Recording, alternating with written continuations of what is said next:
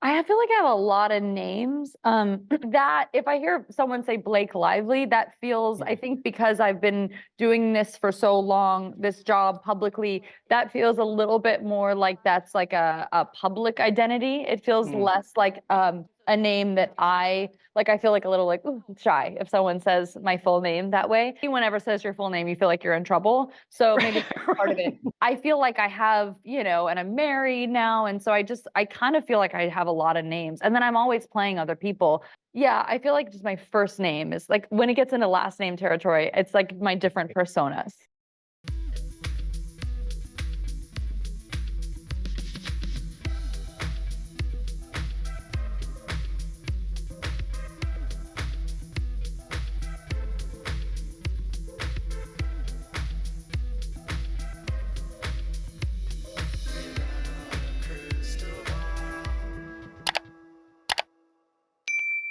Hey, besties. Guess what? It's Katie Joy. I have been going back in time and I've been reading all these articles that came out in August during the film release of It Ends With Us. And I've been trying to read through the narrative that Blake's team was giving to the media about what happened on the set and what happened with the creative differences and what happened between Blake and Justin.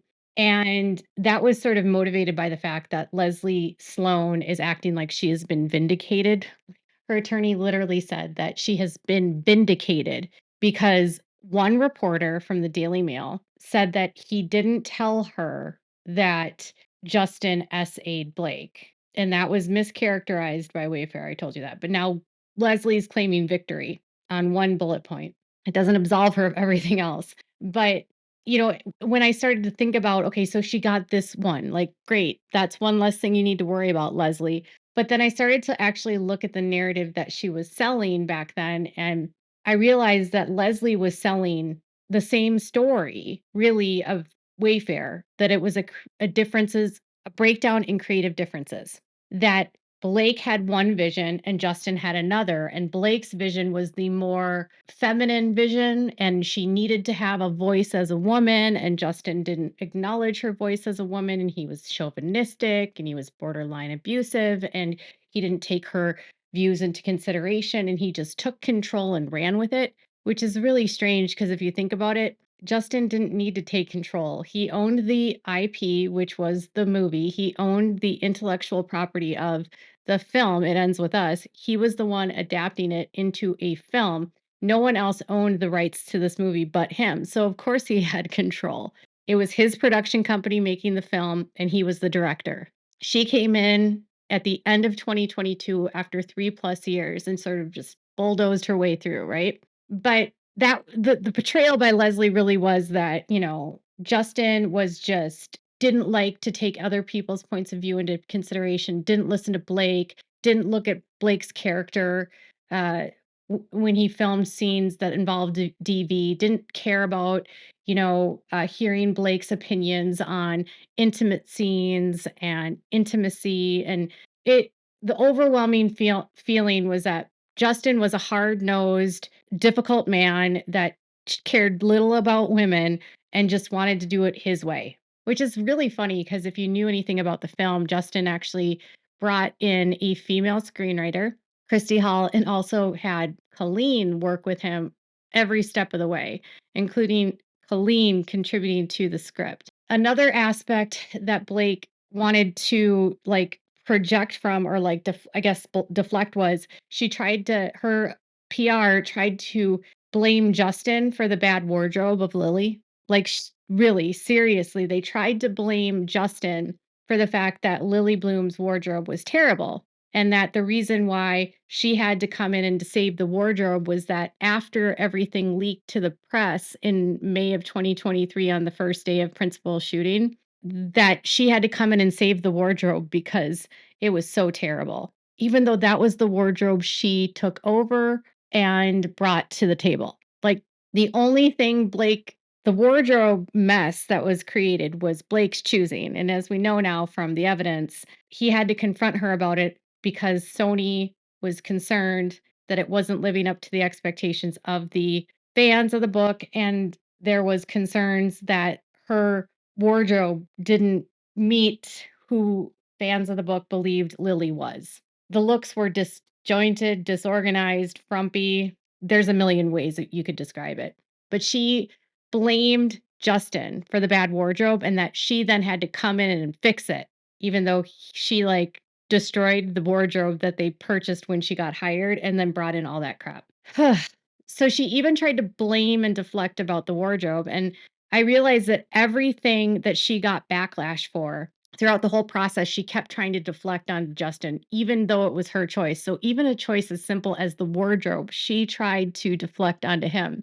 I also noticed that a prevailing theme that Leslie and her PR tried to portray was that Blake was actually a financial backer of the film. There were several articles that made it clear that Blake hired and commissioned a second cut of the film. That is a clear statement to show that they were implying that Blake and Ryan paid for Shane Reed to come in and edit the film. They also claimed that she paid the composer that she brought in and hired. There was an article by Rolling Stone, and I don't know if Blake truly thought and convinced people otherwise, but during the editing process, there were people at Wayfair that she had convinced that were working for Wayfair editors that didn't get fired or people in post production that made the cut, that she somehow convinced that she was bankrolling the film. And so, because she was bankrolling the film, these people were led to believe that this was why she was able to take over the film. She led post production people hired by Wayfair believe that she bankrolled the film, because why else would she get an actress that was not in her contract to get access to editing, get access to editing?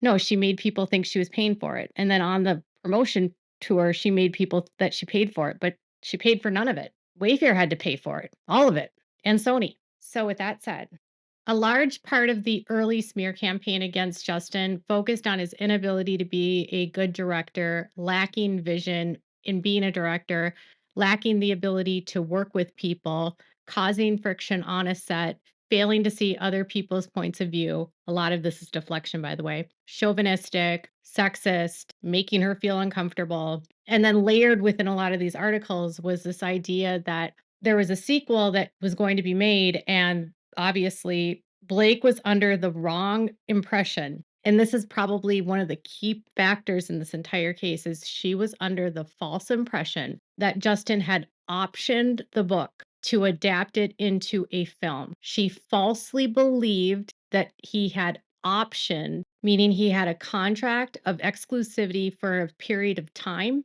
And generally in the industry of film and book, when you're going to do an adaptation, most contracts are 18 months. And then at the end of 18 months, you can do another option where you can re-up it and get more exclusivity. And then if you don't make it within that 18 months and you don't re-up the contract, you can give the rights back to the author. Blake was under the wrong impression that he had optioned the sequel, It Starts With Us. The problem was Leslie was telling the press through all these leaked stories that once Colleen gets her rights back, Blake and Colleen cannot wait to make the sequel. She didn't realize that Justin didn't have an option for this book to film. So there's two types of contracts for buying intellectual property, and one is option where you have exclusivity for a period of time, like I said, often 18 months. The second is a full sale where the individual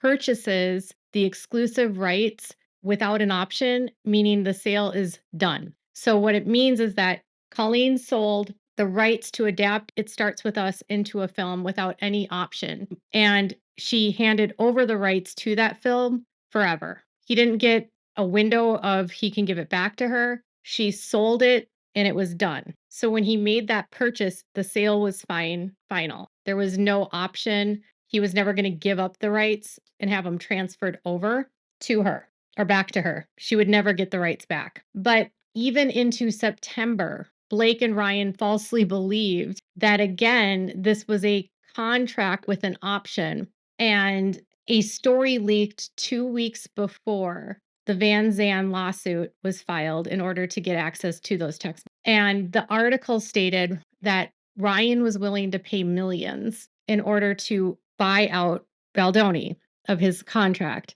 and that he would buy him out, and then he and Blake would go on and make the film, the sequel, without him having to be a part of it because she and Baldoni clashed during the production. No discussion about sexual harassment, just a clash over creative control. So they wrongly believed he had an option, but there was no option. And Baldoni had no obligation to sell it because it was already his, and he wasn't going to sell it for the sake of selling it because he owned it outright. And when they couldn't force him to sell based on all this bad press, that's when they go through the jugular. That's my opinion. So as I'm looking through all of this, they had to come up with a way to make him feel pressured to bend to their demands, make it appear like he's completely out of control as a director, completely unprofessional, ill-equipped, and a jerk. And when that didn't work, then try to offer him money so that he will sell the film. He still won't do it. And then when that didn't happen, then they have to come up with another scheme. And that's when they put in motion the Van Zandt Inc. lawsuit. They get the subpoena for all of the texts. They launder the evidence. They file a lawsuit. And suddenly a 5-month discussion about creative differences turns into, nope, Blake was actually sexually harassed and retaliated. A completely false story. But this one would actually destroy his reputation so much so that it would render the sequel nearly impossible for him to make. And so perhaps then he might sell to them. I mean, that's kind of what my theory is. But because they brought this lawsuit, they made a lot of mistakes. Blake's team did because they didn't go to the EEOC. So they first filed a complaint with the California Department of Labor. And then once you get a letter from the California Department of Labor, you're allowed to sue in California for labor discrimination. And it's just a right to sue notice. She waived investigation, but then once she did that, we've talked about this in the past, she didn't file a charge with the federal government's EEOC for discrimination. And the reason why she didn't do that is because she filed very quickly. And when you get a right to sue from California, you have 30 days then to file with the EEOC. The EEOC doesn't have an equivalent of a right to sue notice. So after you file your discrimination charges with the federal government, they have to review them first. And if they decide to investigate, then they will go to the employer and try to figure out a remedy. If the EEOC, after a period of time, decides they're not going to take the case and there's no grounds for it, they will give you what's called a right to sue notice. But it generally takes them, 90 plus days to go through that process to decide whether or not they're going to take your case. And if they don't, then you can sue. So she skipped the step of going to the EEOC and then brought these federal charges of employment discrimination, which eventually will become an issue when the case gets further down the line. But so lots of mistakes were made. She also didn't have evidence of a smear campaign. And so she tried to file a deposition notice for a pre-discovery deposition with Jed Wallace, filed it in Texas, and told the court that she didn't have any evidence against Jed Wallace. And at this point, if she were going to sue him for the digital campaign that she had already told the New York Times happened after she published it, she would be filing a frivolous lawsuit against him. It's a pretty serious admission when you make that. So then what did she do? Well, she withdrew that, and then she decided she was going to add him to the lawsuit, even though she told a court in Texas that she didn't have evidence. So Jed filed a lawsuit against her in Texas. So today, she is still in a place where she doesn't have access to literally any evidence against Justin. And a motion to compel was put out to the court on Friday. It had to do with communications between Wayfair and content creators or media outlets that would have been untraceable. So she can't prove that Jed led an untraceable smear campaign. She can't prove it because it didn't happen. She's unwilling to accept various answers that they have given, but one of the requests she made was insane. Every time a motion to compel is filed, it just shows more and more proof of what she does not have. So they attached a 14-page email between all of these sides, Baldoni's side and Wayfair side versus Blake and Ryan's side. And they are sending very overbroad requests. They wanted messaging platforms. They want 10-year timelines of unlawful conduct. regarding prior complaints of unlawful conduct to capture other employment-related violations otherwise set forth in the interrogatory. So they want them to send them every time they've been sued or other criminal arrests, which these attorneys could do themselves. It's really not that hard. They are demanding that they give them all the information about a team based in Hawaii that they claim is the, one that did the astroturfing and the social manipulation. They want information about content creators and how many content creators they spoke with, communications with reporters and media outlets. So they wanted all communications with Wayfair parties, with reporters, news, and media outlets. They wanted it from June 15th, 2024 to present. But one of the wildest things that they wanted was email accounts provided to third parties. You raised concerns regarding the phrase provided access to and asserting it was vague. While we disagree, the Lively parties will modify these requests and state identify any email accounts from May 1st, 2024 to date in which any third party including but not limited to content creators or the media had access for the purpose of communicating information of any kind, including messaging, talking points, guidelines, scripts, or other information regarding Miss Lively, Mr. Reynolds, and digital campaigns and the CRD complaint or actions. So this is the wildest accusation they made, and it's something that the Al Qaeda terrorists did during 9/11. And it's such a dinosaur technique for using communication to be untraceable. And the premise is that they're wanting them to send is that they're alleging that Wayfair created like dozens of email addresses and then they would write messages to each other in the drafts folder, or they would place information in the drafts folder and then they would give access to a reporter or a content creator to that email address. And they say, here's the login information. Just go to the drafts folder and you'll find what you need.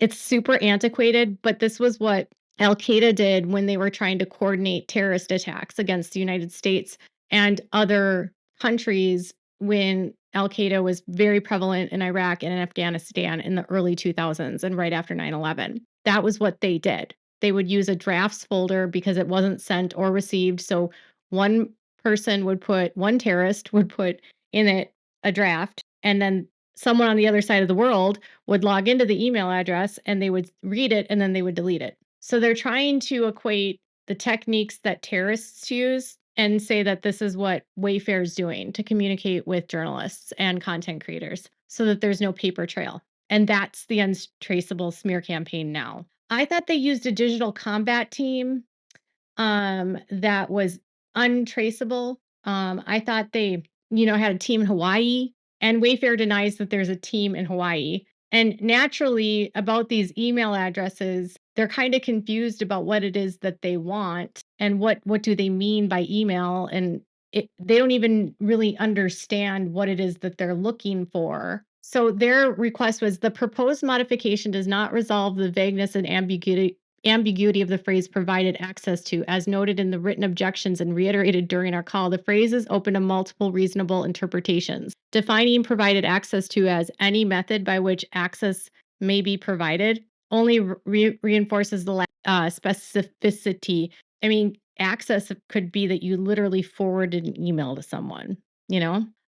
When we requested clarification, you indicated that the intent was to determine whether someone was given login credentials. To ensure clarity, the proportionality and discovery we maintain that provided access to should refer to situations where login credentials, such as username and password, were shared with a third party, enabling that third party to log in and interact with the account as the account holder. This limitation is reasonable and objective, aligns with the intent of the interrogatory, and avoids the overbreadth and uncertainty associated with the broader language. We are prepared to respond in full and good faith to the interrogatory as so limited. Now, giving access to a third party to an email account could be seriously as simple as granting access to your PR person to manage your social media and to manage your emails. And they said your counter proposal misstates the revised language that we proposed, which addresses the purported ambiguity in the phrase provided access to.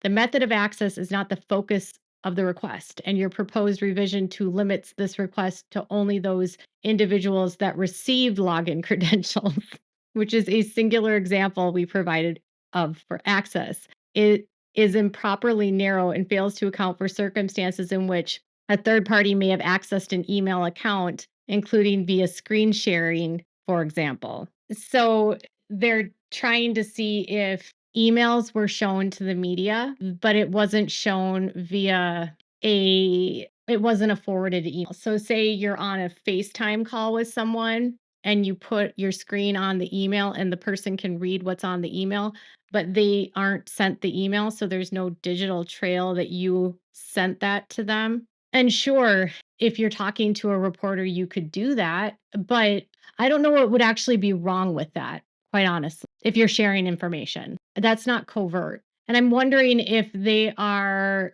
concerned about Taylor Swift's emails. Do you know what I mean? This seems to be coinciding, and this fight seems to be coinciding with the email that Michael Gottlieb sent to Taylor Swift's attorney and the threats that might have been, sent to them. Did they show that to some attorneys? Did they get to see it via like a screen recording? I mean, I don't think anyone in the media said that they saw anything, so I don't know. We explained on your meet and confer, we are requesting information about whether Wayfair parties or anyone acting on their behalf has shared or is sharing information, communications, messaging, and talking points with third parties by providing them access to an email account, by providing them login credentials, screen sharing, or any other method of sharing, rather than sending emails. For example, by placing information in a draft folder, like what the terrorists did, or any other online repository that enables third parties to view information without the information being sent or received to avoid detection, right? No paper trail. For the avoidance of doubt, we identify any email. And then they responded, respectfully, your response only adds to the ambiguity of the interrogatory. You now reference several unidentified and subjective forms of access, screen sharing, placing drafts, online repositories, which go well beyond the plain language of the original request.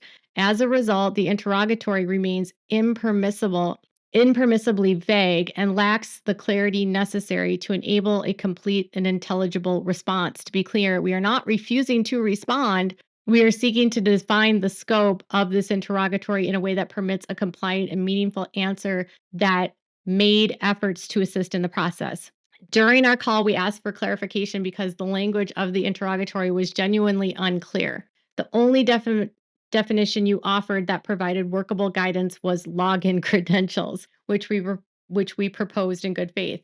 If your intent is to identify instances where a third party could view or interact with an account contents beyond merely receiving information, the interrogatory should be revised to reflect intent using objective and clear language. We remain willing to respond in good faith to an interrogatory that reasonably seeks identification of accounts where third parties were provided login credentials or comparable access sufficient to review non-sent email content. Please confirm if you're agreeable. There's something really interesting in this email because it made me think about the Daily Mail when they talked about the subpoena for Stephanie Jones, because the Daily Mail reporter spoke to, I can't remember who, whether it was Zach, Peter, or somebody else, and they said that they had seen on a screen a copy of the subpoena, but they were not allowed to take a screenshot of it. They were not allowed to have a copy of the subpoena themselves. They were just able to see that it was a lawful subpoena. So the way it was, I thought, taken away from that was that they were either in face to face with the person in an interview, or they were doing a Zoom, or they were doing a FaceTime, and then that person did a screen share and they showed them the subpoena on that screen share so that there wouldn't be a digital trail of it because no one has an actual copy of it, right?